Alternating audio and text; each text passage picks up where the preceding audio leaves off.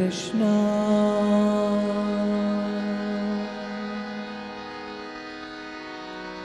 हरे कृष्णा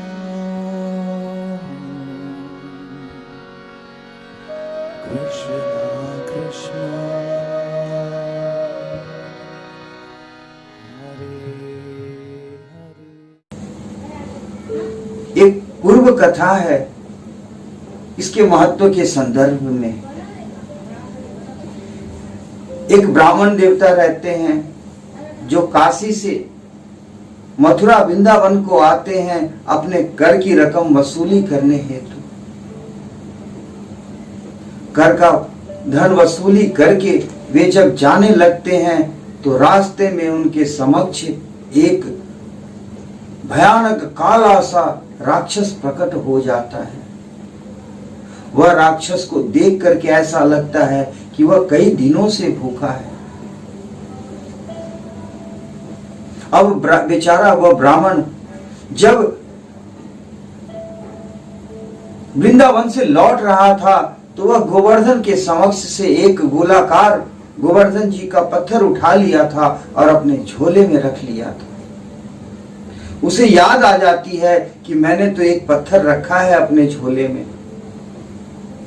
वह राक्षस जैसे ही उस ब्राह्मण देवता के ऊपर लपकता है मारने के लिए, तभी यह ब्राह्मण उस पत्थर को अपने झोली से निकाल करके और उस राक्षस के ऊपर दे मारता है। जैसे ही वह पत्थर उस राक्षस को स्पर्श करता है, तुरंत वह राक्षस वहीं मृत्यु को प्राप्त हो जाता है।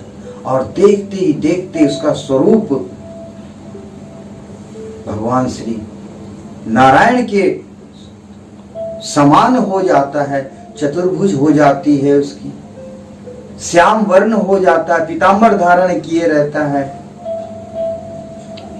सर पर मोर मुकुट रहता है। अब यह देख करके ब्राह्मण देवता आश्चर्यचकित हो जाते हैं। वे सोचते हैं कि ऐसा चमत्कार कैसे हो गया। वे इस राक्षस से पूछते हैं कि अभी तक तो तुम्हारा स्वरूप इतना भयावह था, तुम्हारे सिर तीन सिर थे और तुम्हारा मुंह छाती में था और तुम्हारे 3 हाथ थे और 7 हाथ तुम्हारी लंबी जुबान थी, किंतु उस जगह पर तुम इतने दिव्य कैसे हो गए। तो यह राक्षस अपनी पूर्व स्मृति को बताता है ब्राह्मण देवता से।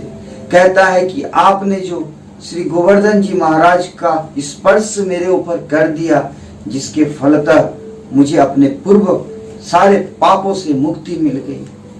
पूर्व जन्म में मैं एक धनी वैश्य था, सदैव अपने धन की चिंतन किया करता था और धन को बढ़ाने हेतु सदैव पाप कर्म में लिप्त रहा करता था। दूसरे को धोखा देना, दूसरे को लूटना, यही मेरा कार्य था। मैंने तो धन के लोभ में अपने पिता और माता का भी खुद हत्या कर दिया।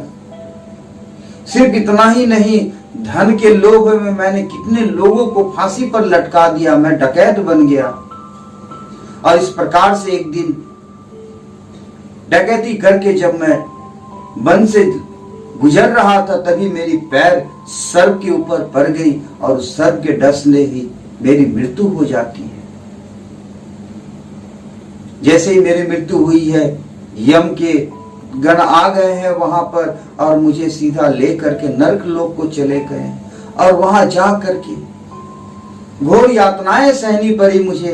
इसके बाद धरा पर मुझे कभी कुत्ते का जन्म मिला, कभी सुअर का जन्म मिला, कभी सर्प का जन्म मिला और मैं लोगों द्वारा कुचला गया, मारा गया। तब जाकर के मुझे यह राक्षस की योनि प्राप्त हुई और इस योनि को प्राप्त करके मैं मथुरा चले आया और जैसे ही ब्रज मंडल में मैंने कदम रखी, भगवान श्री कृष्ण के पार्षद मुझे बेतों द्वारा पीट करके भगा दिया वहां से। ये तो धन्यवाद आपका जो आपने मुझे श्री गोवर्धन जी की स्पर्श करा दी और जिसके कारण मैं सभी पापों से मुक्त हो यह दिव्य स्वरूप प्राप्ति किया। तो यह है श्री गोवर्धन जी की महिमा। निश्चित इस कथा को श्रवण करने से हमें दिव्य लाभ प्राप्ति होता और किसी प्रकार की संकट हमारे जीवन में नहीं आती है। बाकी तो यह सब शास्त्र में आचार्यों का, महान संतों का उपदेश है।